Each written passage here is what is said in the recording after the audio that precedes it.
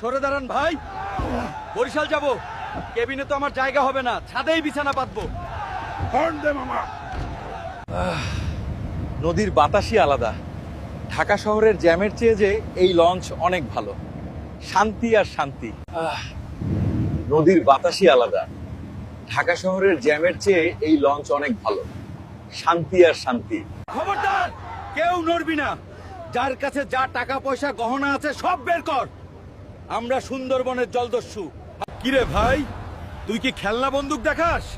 আমার ঘুমের ডিস্টার্ব করছিস কেন? সাহস তো কম না তোদের।